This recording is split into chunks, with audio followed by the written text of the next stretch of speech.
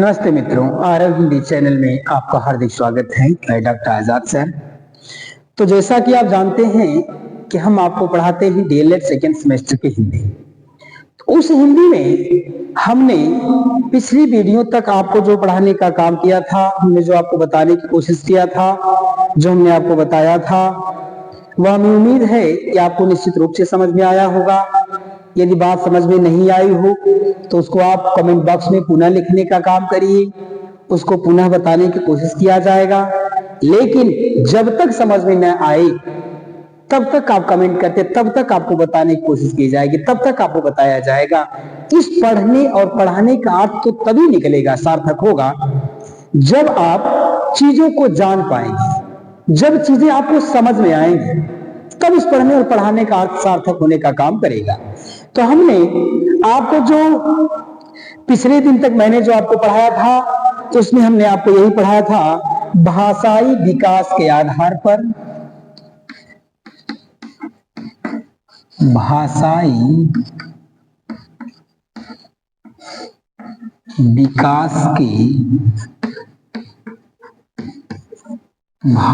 विकास के आधार पर शब्द भेद।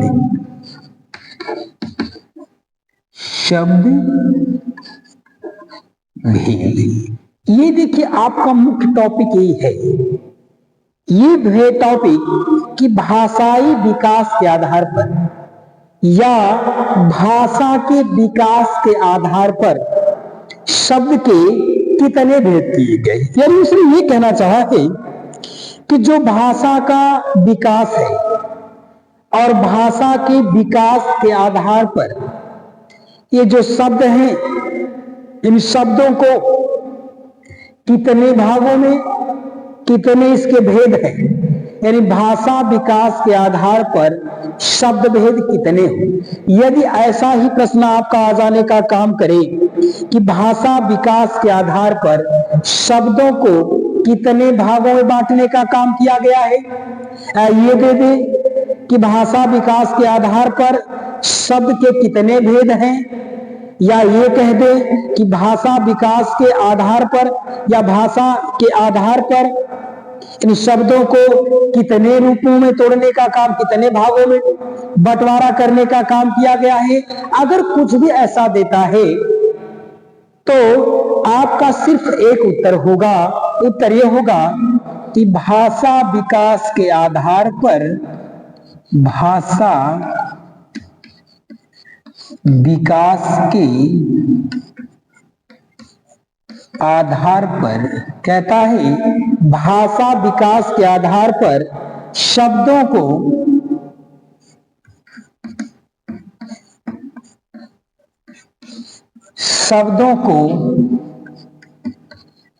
पांच भागों में बांटा गया है। देखिए, उसने कहा यदि आपसे यही प्रश्न कर दे कि भाषा के विकास के आधार पर शब्दों को कितने भागों में बांटा गया है या शब्द के कितने भेद हैं, तो आपका उत्तर होगा कि भाषा विकास के आधार पर शब्दों को 5 भागों में बांटने का काम किया गया है, या भाषा विकास के आधार पर शब्दों के 5 भेद बताए गए हैं। हो सकता है जब ये उसका उत्तर आप दे देंगे तो आपके सामने एक प्रश्न और आएगा, जैसे में हो सकता है 2 नंबर में दे दे। 1 नंबर में ये पूछ सकता है कि कितने भागों में बांटा गया है, तो आपने उत्तर दे दिया 5, कह दे उदाहरण सही, या जैसे तो कहता है पहला होगा, कहता है पहला जो है तत्सम, पहला है आपका तत्सम शब्द, और दूसरा है तद्भव, कहता है दूसरा है तद्भव शब्द, और तीसरा है देशज, तीसरा है देशज शब्द, और चौथा है विदेशी शब्द और पांचवा है संकर शब्द। ये देखिए, यदि आपका प्रश्न इस तरह का बना दे, ये बना दे कि शब्द भेद के आधार पर या भाषा विकास के आधार पर शब्दों को कितने भागों में बांटने का काम किया गया है, तो आप कहेंगे 5। 1 नंबर तो हो गया। लेकिन अगर पूछ दे जैसे या कौन कौन, तो इसके विषय में लिखना होगा। यदि आपसे इन दोनों को न पूछ करके आपने उत्तर दे दिया तत्सम, तद्भव, देशज, विदेशज और संकर, 5 आपने उत्तर दे दिया। आपने उत्तर यही दिया कि भाषाई विकास के आधार पर शब्दों को 5 भागों में बांटने का काम किया गया है, जैसे तत्सम, तद्भव, देशज, विदेशज और संकर। और वह आपसे वो तुरंत प्रश्न अगर फिर पूछ दे, वह दे या न दे, लेकिन किसी न किसी परीक्षा में हो सकता है यही प्रश्न मैं जो कहने जा रहा हूं, हो सकता है यही प्रश्न आपके पेपर में आ जाए कि तत्सम शब्द किसे कहते हैं, या तत्सम शब्द कौन से हैं या क्या है। तो यहां अगर आपका उत्तर आ जाए, अगर इस तरह का प्रश्न आ जाए, तो कहता है कि तत्सम,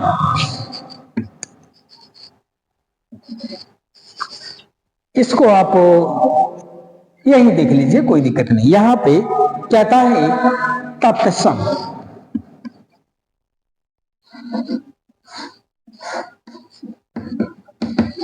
तत्सम शब्द कहता है, अगर आपसे वह पूछ दे कि तत्सम क्या है, तो इसका उत्तर आपको देना होगा। कहता है तत्सम का अर्थ, तत्सम का अर्थ। दूसरी बात कहता है तत्सम का अर्थ क्या होता है कि तत् धन सम, तत् धन सम, अर्थात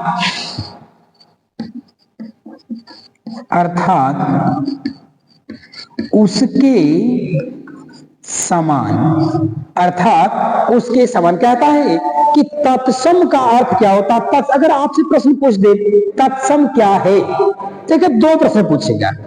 एक तो ये पूछ सकता है कि तत्सम किसे कहते हैं, और एक ये पूछ सकता है कि जैसे तत्सम शब्दों को दे देगा, या तत्सम शब्द ना भी दिया होगा, कोई भी शब्द दिया होगा, पूछे कैसा शब्द है।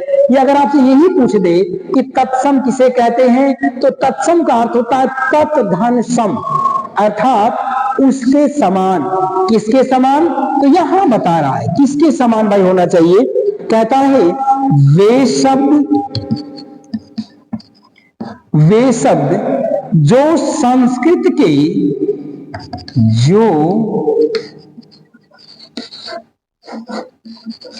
वे शब्द जो संस्कृत के शुद्ध शब्द होते हैं, संस्कृत के शुद्ध शब्द होते हैं। कहता है तत्सम हम उन्हें कहते हैं जो संस्कृत के शुद्ध शब्द होते हैं, उन्हें हम क्या कहते हैं, तत्सम कहते हैं। और अगली बात कहता है, यदि ये बात आपको न समझ में आ पा रही, यदि आप ये भी नहीं लिख पाए कि उसके समान, या तत्धमसम, तत्धनसम, या उसके समान, या ये भी नहीं स्पष्ट हो पाया, अगर आपने लिख दिया वे शब्द जो संस्कृत के शुद्ध शब्द होते हैं उनको तत्सम कहते हैं, यानी संस्कृत तत्सम शब्द वही होते हैं जो संस्कृत शब्द होते हैं, वही तत्सम शब्द। जितने भी संस्कृत के शब्द आपको मिलेंगे तो समझ लीजिएगा ये सब हिंदी संस्कृत के जितने भी शब्द हैं और हिंदी में उनको तत्सम कहा जाता है। यदि आपसे एक शब्द और पूछ दे, यदि ये बात आप स्पष्ट कर पाते हैं तो ठीक है, अगर नहीं कर पाते हैं तो आप कहिएगा कि संस्कृत के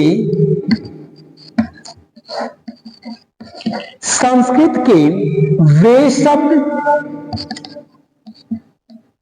संस्कृत के वे शब्द जो बिना भाव, जो बिना भाव परिवर्तन के, जो बिना भाव परिवर्तन के हिंदी में आए, हिंदी में आए और हिंदी में आए और उनका प्रयोग होने लगा, उनका प्रयोग होने लगा, उन्हें तत्सम शब्द कहते हैं। देखिए, यदि ये भी आपको समझ में न आए तो यहां तो आना चाहिए। अब देखिए क्या प्रश्न करेगा, इससे ज्यादा कहां जाएगा। अगर आपसे ये पूछ दे कि भाषा विकास के आधार पर शब्द के भेद, तो आपने जान लिया है कि 5 भेद होते हैं। 5 भेदों में से किसी एक को पूछे तो मैं सबको क्रम से बताऊंगा आपको। तो पहले मैं आपको बताने की कोशिश कर रहा हूं तत्सम को। कहे, अगर वह पूछ दे कि तत्सम किसे कहते हैं, तो आप कहिएगा कि वे शब्द जो संस्कृत के शुद्ध शब्द थे जिन्हें तत्सम कहा जाता है। अगर इससे भी बढ़िया उत्तर देना चाहते हो तो आप ये भी कह सकते हैं कि वे शब्द संस्कृत के, वे शब्द जो बिना किसी भाव परिवर्तन के हिंदी में आए और हिंदी में आकर के जिन्हें जस का तस प्रयोग किया जाने लगा, यानी संस्कृत के वे शब्द जो बिना किसी भाव परिवर्तन के हिंदी में जिनका प्रयोग होने लगा, उन्हें हम क्या कहते हैं? तत्सम कहते हैं। बात समझ में आई कि तत्सम किसे कहा जाता है? कि या उसे कम उत्तर देना चाहते हो, छोटे में देना अगर चाहते हो तो कह देना कि वे शब्द जो संस्कृत के शब्द हैं, संस्कृत के वे शब्द, संस्कृत के शुद्ध शब्द जो हिंदी में प्रयोग होने लगे, उन्हें तत्सम कहते हैं।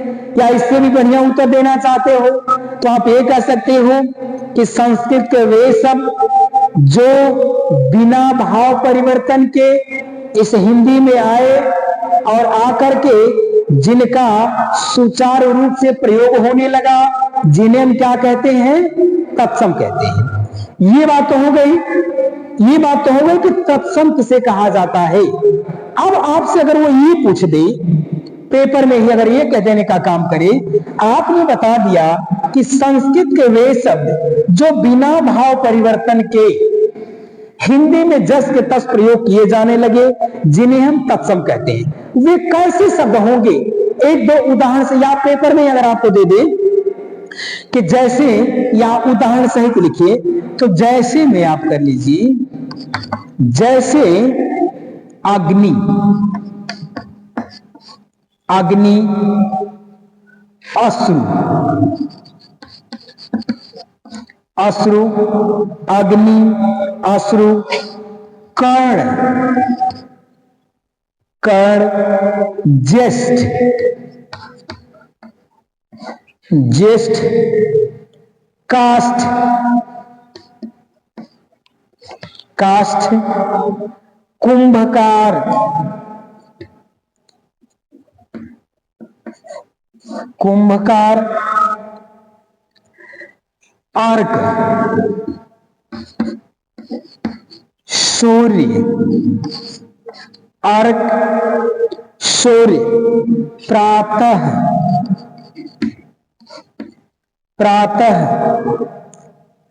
गृह, वानरः, और अगर करना हो तो दंत, आम्र, दंत्र, दंत, आम्र, आलस्य, आलस्य,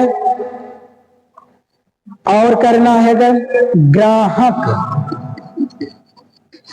ग्राहक, क्षेत्र,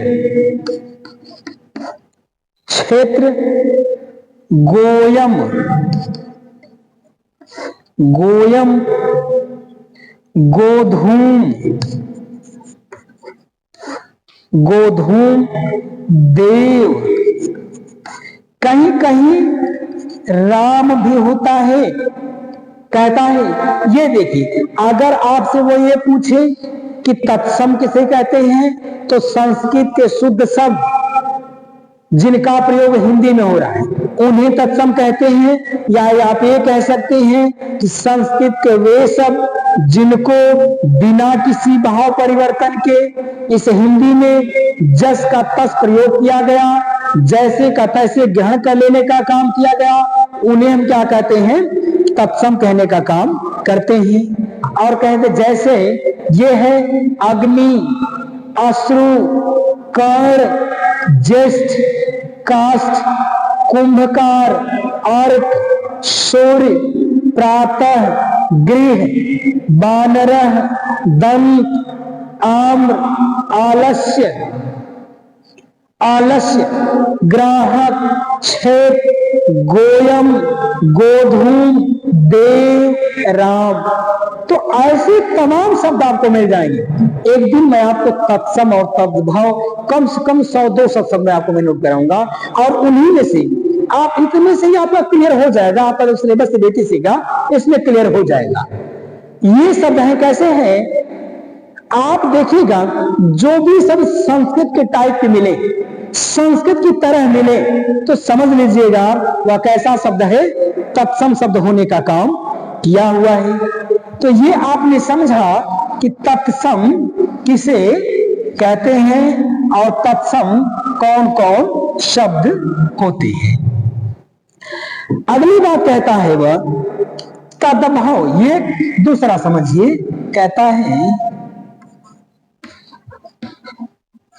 तद्भव शब्द, तद्भव शब्द। अब यहां अगर वो आपसे ये पूछे कि तद्भव शब्द किसे कहते हैं, ये मैंने जो बताया जो 5 हैं उन 5 को भी आप समझ लीजिए कि तद्भव किसे कहते हैं। तो कहता है कि तद्भव की अगर बात आ जाए तो कहता है तत् धन भाव होता है तद्भव। तत् धन भाव शब्द से बनता है तद्भव। और आगे कहता है कि तद्भव की क्या परिभाषा है, तद्भव किसे कहते हैं। कहता है कि जब संस्कृत शब्द बिगड़कर, जब संस्कृत शब्द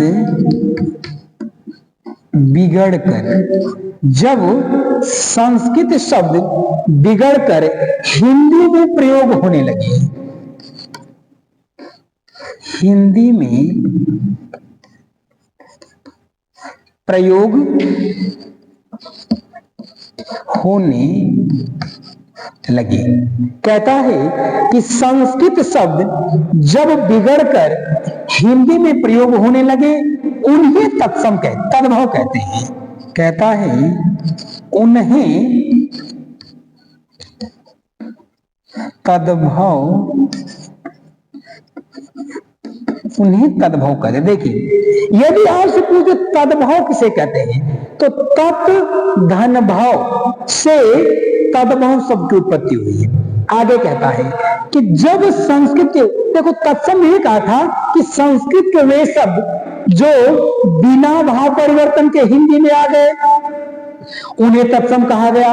यहां कहता है कि संस्कृत के वे शब्द जो बिगड़ गए, यानी संस्कृत के जो शब्द थे वे शब्द क्या हो गए, बिगड़कर हिंदी में प्रयोग होने लगे। यानी संस्कृत के वे शब्द जो बिगड़ करके हिंदी में प्रयोग होने लगे, जिन्हें हम क्या कहते हैं, तद्भव कहने का काम किया जाता है। अगर आपसे वो आप पूछ दे कि जैसे या उदाहरण के लिए, तो जैसे में आग, जैसे में आग, आंसू, आंसू, कान, जेठ,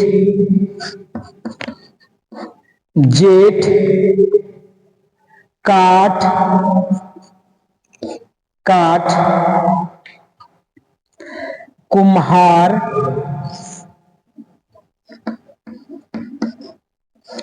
कुम्हार, सूरज, सूरज, सुबह, सुबह, घर, बंदर। फिर आगे कहता है दांत, आम, दांत, आम, आलस, आलस, गाहक, गाहक, खेत, गेहूं, दही, दही इत्यादि। तो कहता है ऐसे शब्द को हम क्या कहते हैं, तद्भव कहने का काम किया जाता है। तो आपने समझा तत्सम और तद्भव। जो शब्द संस्कृत से बिगड़ करके हिंदी में प्रयोग करने लगे लोग, यानी वे शब्द जो संस्कृत से बिगड़कर हिंदी में आए, उन्हें हम तद्भव कहते हैं। अब आपने समझ लिया कि तद्भव, तत्सम, दो चीजों को आपने जान लिया। अब आप समझिए देशज किसे कहते हैं, देशज शब्द।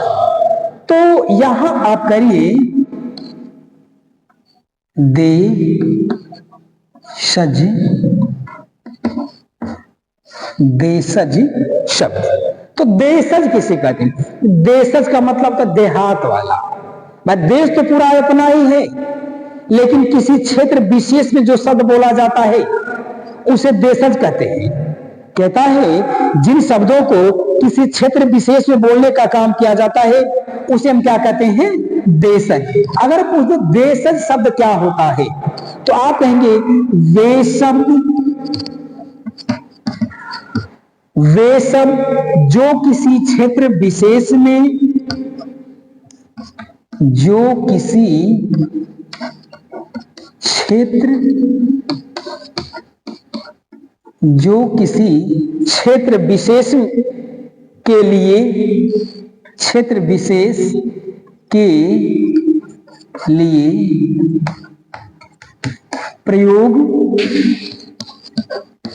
प्रयोग होते हैं। कहता है कि देशज शब्द उन्हें हम कहते हैं जो एक देश में, यानी उस देश के, जैसे भारत एक देश है, तमाम प्रकार के यहां भी शब्द बोले जाते हैं, लेकिन कहता है जब कोई शब्द किसी क्षेत्र विशेष में बोला जाता हो और वह शब्द कहीं नहीं बोला जाता, फिर उसी क्षेत्र विशेष में बोलने का काम किया जाता हो, उसे हम क्या कहते हैं, देशज शब्द कहने का काम किया जाता है। दूसरी बात कहता है जिनका मूल स्रोत, जिनका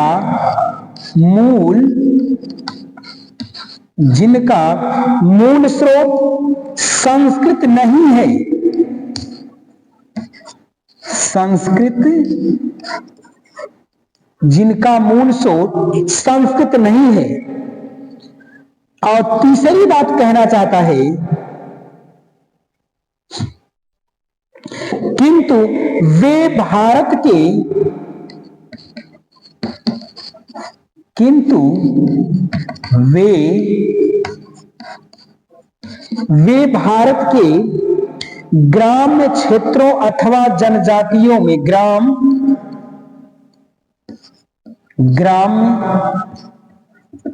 क्षेत्रों अथवा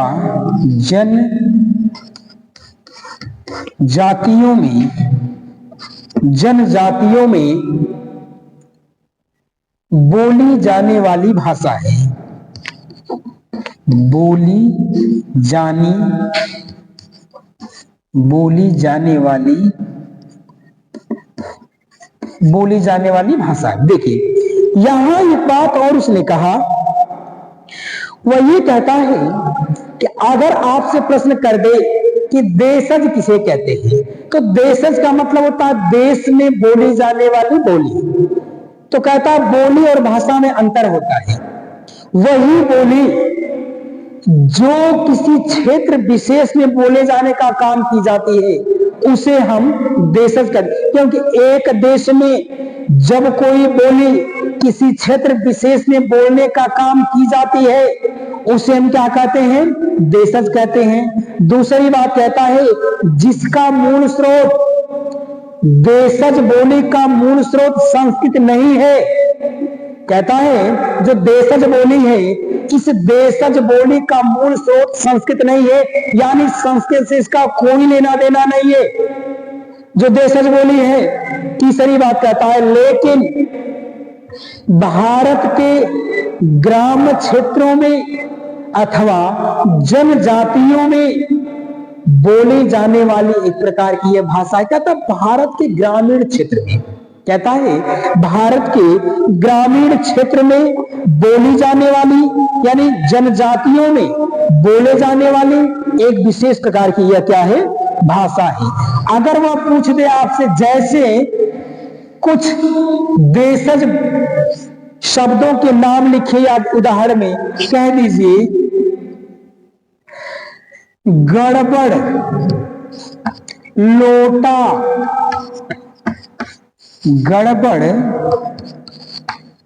लोटा, फटफटिया, गड़बड़, लोटा, फटफटिया, छेड़छाड़, खुसुर फुसुर,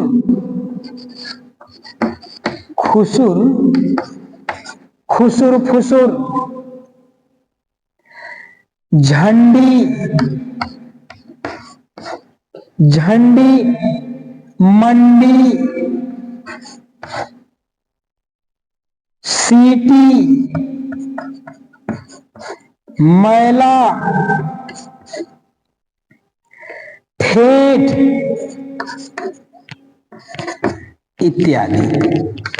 कहता है जो किसी क्षेत्र विशेष में बोली जाती हो, यानी जो बोली जो भाषा किसी क्षेत्र विशेष में ही केवल बोले जाने का काम की जाती हो उसको हम क्या कहते हैं, देशज कहने का काम किया जाता है। तो ये रहा आपका भाषा विकास के आधार पर जो शब्द के भेद थे। तो भाषा विकास के आधार पे शब्दों के भेद को 5 भागों बांटने का काम किया गया है, तत्सम, तद्भव, देशज, विदेशज और संकर। तो मैंने आज आपको बताने की कोशिश किया तत्सम, तद्भव और देशज, और अगली वीडियो में पुनः मुलाकात होने का काम करेगी। तब तक के लिए धन्यवाद। जय भारती, जय विद्यार्थी।